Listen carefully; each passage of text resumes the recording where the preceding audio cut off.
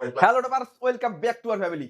তো দেখো, ইতিমধ্যে তোমাদের কাছে রাষ্ট্রবিজ্ঞানের যে ৪ নাম্বার এবং ৬ নাম্বারের প্রশ্ন নিয়ে তোমাদের সমস্যা ছিল, তোমাদের কাছে কিন্তু পৌঁছে দিয়েছি ৪ এবং ৬ এর প্রশ্ন। হ্যাঁ, কথা দিয়েছিলাম ২ নাম্বারের প্রশ্নের একটা ভিডিও করব। অর্থাৎ আজ যে বিষয় নিয়ে তোমাদের সাথে আলোচনা হবে 2 মার্কস এর কোশ্চেন নিয়ে। চলো দেখা যাক তোমাদের জন্য কোন কোন গুরুত্বপূর্ণ প্রশ্নগুলো আছে তোমাদের জন্য। দেখো, একটা কথা আগে থেকেই বলে রাখি, তোমাদের কিন্তু 2x ফর্মুলায় প্রশ্ন হবে। অর্থাৎ দুটো প্রশ্ন আসবে, একটা প্রশ্ন লিখতে হবে। সেক্ষেত্রে তোমাদের পরীক্ষাটা কিন্তু একটু সহজ হলেও কি হয়েছে। চলো দেখা যাক কোন কোন গুরুত্বপূর্ণ প্রশ্নগুলো আছে তোমার জন্য। চলো দেখো, আমরা যদি ইউনিট 1 দেখি। দেখো, ইউনিট 1 এ আন্তর্জাতিক সম্পর্কের ধারণা তত্ত্ব। দেখো, 2 নম্বরের প্রশ্ন কি আসবে? বাস্তববাদ মতবাদের দুজন প্রবক্তার নাম লেখো। 2 থেকে দেখি আমরা আন্তর্জাতিক সম্পর্ক এবং আন্তর্জাতিক রাজনীতির সংজ্ঞা লেখো। দেখো, আমরা সবাই জানি, দেখো পরিধিগত একটা পার্থক্য আছে। পরিধিগত পার্থক্য দিলে তো হয় সম্পর্ক মানে কি? রিলেশনটা স্বাভাবিক। রাজনীতির থেকে কিন্তু অবশ্যই বড় হবে পরিধিতে, আকারে। এবং রাজনীতি তুলনামূলকভাবে কি স্বল্প পরিসরে, মানে কি কম জায়গায়। অর্থাৎ দেখো, আমরা এইভাবে যে প্রত্যেকটা প্রশ্ন আছে খুব সুন্দর করে তুমি তাড়াতাড়ি করে পড়ে নাও, কারণ পরীক্ষা কিন্তু কত তারিখ? 12 তারিখ। চলো নেক্সট, 3 দাগ, বাস্তববাদের দুটি বৈশিষ্ট্য লেখো। 3 দাগ, 4 দাগে কি? নয়া বাস্তববাদের দুজন প্রবক্তার নাম লেখো। দেখো, 5 মার্কস ও লেনিনের গুরুত্বপূর্ণ বইগুলির নাম লেখো। 6 উদারনীতিবাদের দুটি বৈশিষ্ট্য লেখো। 7 আন্তর্জাতিক সম্পর্কের দুটি বৈশিষ্ট্য লেখো। 8 দুজন আদর্শবাদী তাত্ত্বিকের নাম লেখো। 9 উদ্ধৃত মূল্যের তত্ত্ব কি। 10 নয়া বাস্তববাদের দুজন প্রবক্তার নাম লেখো। 11 আদর্শবাদ বলতে কি বোঝায়। 12 ওয়েস্টফেলিয়া চুক্তি কি। দেখো, এই যে 12টা গুরুত্বপূর্ণ প্রশ্ন আছে, এই প্রশ্নগুলো খুব সুন্দর করে পড়ে যাও। তুমিও ভালো করে জানো যে এই যে প্রথম ইউনিট, অর্থাৎ ইউনিট প্রথম থেকে আমাদের বাস্তববাদ, আদর্শবাদ এবং কি উদারনীতিবাদ, এই নিয়ে তো প্রশ্ন আসবে। এখানে তো আমরা বড় প্রশ্ন পড়েছি, তাহলে শর্ট আসলে সমস্যা কোথায়? বড় থেকে তো আমরা শর্ট করে নেব। চলো দেখা যাক পরের যে ইউনিট আছে। ইউনিট 2 আঞ্চলিক সংস্থা। আমরা সবাই জানি কি ইউরোপ ইউনিয়ন, সার্ক এবং কি এশিয়ান। এখানেও তো যে আমরা 4 নম্বরের বা 6 নম্বরের প্রশ্ন পড়েছি, যে প্রশ্ন এখান থেকে আসুক না কেন, এটা পড়লে আর 2 নাম্বার কি এক্সট্রা করে পড়া লাগবে? অবশ্যই না। চলো দেখো, 1 দাগ কি? সার্কের পূর্ণ নাম কি? এর সদর দপ্তর কোথায় অবস্থিত? এই সমস্ত প্রশ্ন তো তোমরা সেই ক্লাস 8 9 থেকে পড়েছো। চলো 2 দাগ, আসিয়ানের পূর্ণ নাম কি? সাপটা কি? এর উদ্দেশ্য কি? দেখো, প্রত্যেকটার যে পূর্ণ নামটা অবশ্যই সুন্দর করে মুখস্থ করবে। হ্যাঁ, পরীক্ষার খাতায় অনেকের কাছে কোয়ারি থাকে যে দাদা আমি পূর্ণ নাম বাংলায় লিখবো নাকি ইংলিশে লিখবো। এটা অবশ্যই তোমার একান্ত ব্যক্তিগত ব্যাপার। তুমি যদি মনে করো ইংলিশে লিখবে তাহলে ইংলিশে লিখবে, আর যদি মনে করো বাংলায় লিখবে সেটাও কিন্তু অবশ্যই যেন নির্ভুল ভাবে থাকে, কোনো বানান ভুল না থাকে। চলো দেখা যাক 4 দাগ, আঞ্চলিক সহযোগিতা কাকে বলে। 5 আসিয়ানের মূল উদ্দেশ্য কি। 6 সার্কের সদর দপ্তর কোথায় অবস্থিত। এটা আগেও একবার দেয়া আছে, তারপরে উপরে নেবে, ডাবল রিপিট হবে, পড়া তোমার জন্য ভালো হবে। 7 ব্রিক্স বলতে কি বোঝায়। 8 ইউরোপীয় ইউনিয়নের বর্তমান সদস্য কত। 9 সার্কভুক্ত দেশগুলোর নাম লেখো।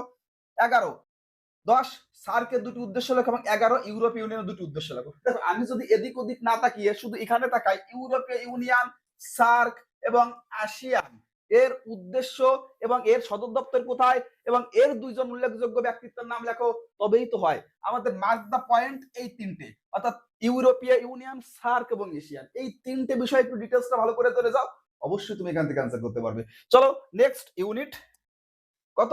4। তার মানে কি 3 থেকে প্রশ্ন নেই। 1 দাগে আছে কি? মন্ত্রী পরিষদের কাজ কি। ইমপিচমেন্ট কি? চলো এটা কমেন্টস করে জানাও। এইটা ভেরি ভেরি ইম্পর্টেন্ট তোমার পরীক্ষার জন্য। ইমপিচমেন্ট কি? 3 দাগ, অনাস্থা প্রস্তাব কি। 4 ভারতের রাষ্ট্রপতিকে কে শপথ বাক্য পাঠ করান। কে করায়? কমেন্টস হবে। ভারতের রাষ্ট্রপতিকে কে শপথ বাক্য পাঠ করান এবং কিভাবে অপসারণ করা যায়। এই অপসারণ তো মনে হচ্ছে, আমার যা মনে হয়, এই 1 থেকে 4 এর ভিতরে কোথায় একটা অপসারণ পদ্ধতির নাম আছে। খুঁজে বের করতে পারলে অবশ্যই সেটা কমেন্ট করে দাও। কত নাম্বার প্রশ্নে এই অপসারণের প্রশ্নটা আছে। চলো 5 ভিটো ক্ষমতা কি। 6 পকেট ভিটো কি। 7 ভারতের রাষ্ট্রপতি কত ধরনের জরুরি অবস্থা জারি করতে পারে। জরুরি অবস্থা, ইমার্জেন্সি ব্যবস্থা। চলো তারপরে কি আছে। 8 ভারতের রাষ্ট্রপতি দুটি বিশেষ অধিকার লেখো। দুটো কি এমন বিশেষ অধিকার ভারতের রাষ্ট্রপতির কাছে আছে। তো এই প্রশ্নগুলো আশা করি সবার কমপ্লিট করা আছে, কারণ কি আমার রাষ্ট্র সম্পর্কে জানা এটা অবশ্যই তোমার কাছে খুবই সহজ ব্যাপার, সেটা আমিও জানি। চলো নেক্সট যে পয়েন্টটা আছে 5, অর্থাৎ 9 দাগ, রাজ্যপালকে কে শপথ বাক্য পাঠ করান। কোন বিলে রাজ্যপালের অনুমতি ছাড়া রাজ্য আইনসভায় উত্থাপন করা যায় না। কোন বিল? বলো কোন বিল? চলো অ্যান্সারটা কমেন্টসে জানাও। দেখো 10 রাজ্যপালের স্বেচ্ছাধীন ক্ষমতা বলতে কি বোঝো? 11 আমলাতন্ত্র দুটি বৈশিষ্ট্য লেখো। দেখো আমলাতন্ত্র থেকে মনে পড়ে গেল আইএএস এর কথা। চলো এই আইএএস এর ফুল মানে কি এটা পরীক্ষা আসতে পারে। আইএএস এর ফুল মিনিং কি? অর্থাৎ এই আইএএস ই তো ভাই আমলাতন্ত্র। দেখো কি বলেছে, অর্থাৎ যারা বড় বড় পোস্টে চাকরি করে, বড় বড় রাজ্যের, অর্থাৎ যে সমস্ত আমাদের প্রতিনিধি আছে, যে বড় বড় পোস্ট গুলো তারা দখল করেছে, তারাই তো আমলা। দেখো 12 বন্দি প্রত্যক্ষীকরণ কি, 13 ট্রাইব্যুনাল কি, 14 সুপ্রিম কোর্ট কিভাবে গঠিত হয়। দেখো প্রত্যেকটা প্রশ্নই কিন্তু এখানে গুরুত্বপূর্ণ, কেননা খুব বেশি একটা প্রশ্ন তোমার জন্য এখান থেকে নেই, কিন্তু যে প্রশ্নগুলোই আছে সেই প্রশ্নগুলো ইম্পর্টেন্ট। খুব সুন্দর করে প্রশ্নগুলো রেডি করো। চলো নেক্সট আমরা যদি দেখি 15 সুপ্রিম কোর্টের এলাকা কয়টি কি কি, ভেরি ভেরি ইম্পর্টেন্ট প্রশ্ন। 16 দাগ যদি দেখি বিচার বিভাগের সক্রিয়তা বলতে কি বোঝায়, ভেরি ভেরি ইম্পর্টেন্ট প্রশ্ন। 13 দাগ সুপ্রিম কোর্টের বিচারপতিদের কিভাবে অপসারণ করা হয়, সুপ্রিম কোর্টের বিচারপতিদের কিভাবে অপসারণ করা হয়। দেখো 18 জনস্বার্থ মামলা বলতে কি বোঝায়, জনস্বার্থ মামলা বলতে কি বোঝায়। 19 ক্রেতা সুরক্ষা আদালতের কাজ কি, এবং 20 ক্রেতা সুরক্ষা আদালতের কয়টি স্তর হয়েছে কি কি। দেখো ক্রেতা সুরক্ষা আদালত, ক্রেতা মানে কি দেখো, অর্থাৎ আমরা যদি কোনো জিনিস কিনতে যাই, অর্থাৎ সে যে জিনিস হোক না কেন, কোনো পরিষেবা কিনতে গিয়ে যদি কোনোভাবে প্রতারিত হই, সেক্ষেত্রে আমাদের সাহায্য করবে কে, ক্রেতা সুরক্ষা আদালত। আজ থেকে কোনো জিনিস কিনতে গিয়ে, অর্থাৎ তুমি মনে করো কোনো একটা ফোন কিনেছো, তোমার কাছে ওয়ারেন্টি কার্ড আছে, কিন্তু তোমাকে সেই ফোনটা আর রিপ্লেসমেন্ট বা কোনোভাবে তারা সেরে দিতে রাজি হচ্ছে না, সেক্ষেত্রে তুমি কার আশ্রয় নিতে পারো, ক্রেতা সুরক্ষার আদালত। এটা তুমি রাষ্ট্রবিজ্ঞান পড়ো, এই বিষয়ে তোমার অবশ্যই জানতে হবে যে তুমি কোনো পরিষেবা বা কোনো কিছু কিনতে যে যদি কোনোভাবে প্রতারিত হও, তাহলে অবশ্যই কোথায়, ক্রেতা সুরক্ষা আদালত। চলো দেখা যাক পঞ্চম অধ্যায় পরিবেশ আন্দোলন, অর্থাৎ পঞ্চম অধ্যায়ের সাথে সম্পর্ক রয়েছে কি, পরিবেশ আন্দোলন। দেখো পরিবেশ আন্দোলন মানে কি, 5 সমান সমান পঞ্চম সমান সমান 5 কি জুন, আর 5 জুন সমান সমান কি দিবস, পরিবেশ দিবস। আর এই পরিবেশ দিবসের ভিতরে অর্থাৎ কি, সিপকো বলো, নর্মদা বলো, অর্থাৎ গাছকে রক্ষা করা, নদীকে বাঁচানো, এদেরই তো উদ্দেশ্য। তাই চলো দেখা যাক প্রথম যে প্রশ্ন আছে, সিপকো আন্দোলন কি, এর দুইজন নেতৃত্বের নাম লেখো। এভাবেই প্রশ্নগুলো অবশ্যই ভালো করে পড়বে। দেখো এক সিপকো, নর্মদা আর নাগরিক সমাজ, এই তিনজনই তো আছে। এর যদি ভালো করে বৈশিষ্ট্য আমরা পড়তে পারি, সিপকো আন্দোলনে কে নেতৃত্ব দিয়েছিল ভালো করে পড়তে পারি, সিপকো আন্দোলন কেন হয়েছিল, নর্মদা আন্দোলন কেন হয়েছিল, নর্মদা আন্দোলন দুজন নেতার নাম লেখো। এই তো প্রশ্ন আছে এখান থেকে। কত সময় লাগবে পড়তে, খুব একটা বেশি সময় লাগার কথা না। চলো দেখা যাক তারপর কি আছে। 3 দাগ নর্মদা বাঁচাও, এই যে 2 দাগ সিপকো আন্দোলন কবে কোথায় শুরু হয় এবং এর দুইজন নেতার নাম লেখো। 3 দাগ নর্মদা বাঁচাও আন্দোলন কি, নর্মদা বাঁচাও আন্দোলনের দুজন নেতার নাম লেখো। নাগরিক সমাজ বলতে কি বোঝায়, এর দুটি উদ্দেশ্য লেখো। 5 দাগ নাগরিক আন্দোলন বলতে কি বোঝায়, এর দুটি উদ্দেশ্য লেখো। দেখো এই তো 3টে 4টে বিষয়, কি 3টে বিষয়, চিপকো আন্দোলন, নর্মদা বাঁচাও আর কি, নাগরিক সমাজ। এই 3টে বিষয় নিয়ে তো প্রশ্ন। এই 3টে জায়গায় তো তুমি ক্লিয়ার করো, অবশ্যই তুমি 2 নম্বরের প্রশ্ন পাবে, এবং আমাদের যে 4 বা 6 নম্বরের প্রশ্ন আসবে তাও তোমার এখান থেকেই পাবো, সমস্যা কি। চলো নেক্সট যে পয়েন্ট আছে, অর্থাৎ ষষ্ঠ অধ্যায়। দেখো ষষ্ঠ অধ্যায়, সরি, অর্থাৎ ষষ্ঠ অধ্যায় দেখো আমাদের যে প্রশ্ন আছে 1 নাম্বার সংবিধান সংশোধন বলতে কি বোঝায়। ভারতীয় সংবিধান সংশোধন সম্পর্কে কত নম্বর ধারায় লেখা রয়েছে, সবাই জানি আমরা কত নাম্বার। চলো 300 কত 68 368 নং ধারায় সংবিধান কিভাবে পরিবর্তন করা যায়, কোন কোন ধারা কি অনুযায়ী পরিবর্তন করা যায়, সেটা কোথায় দিয়েছে, 368 নং ধারায়। 2 দাগ স্থানীয় স্বায়ত্তশাসন বলতে কি বোঝায়। 8 3 পঞ্চায়েত রাজ ব্যবস্থার স্তর কয়টি কি কি, কয়টি স্তর পঞ্চায়েত রাজ ব্যবস্থার, কততম সংশোধনের মাধ্যমে পঞ্চায়েত রাজ ব্যবস্থা আনা হয়েছে। দেখো তা জানি আমরা কত, 73। দেখো 73 মানে কি, 73 আর 74, 73 আগে না 74 আগে, অবশ্যই 73 আগে। তো 73 আগে মানে কি, যারা আমরা গ্রামে বসবাস করি তাদের আগে আসছে কি, পঞ্চায়েত ব্যবস্থা। 74 কি আসছে, মিউনিসিপ্যালিটি ব্যবস্থা। এই দুটি সংবিধানের বৈশিষ্ট্য অবশ্যই পরীক্ষায় কোনো না কোনো একটা আসবেই আসবে। দেখো 3 পঞ্চায়েত রাজ ব্যবস্থা স্তর কয়টি কি কি, আমরা সবাই জানি পঞ্চায়েত রাজ ব্যবস্থা কয়টি আছে, 3টে স্তর। অর্থাৎ কি কি, গ্রাম পঞ্চায়েত, পঞ্চায়েত সমিতি আর কি জেলা পরিষদ।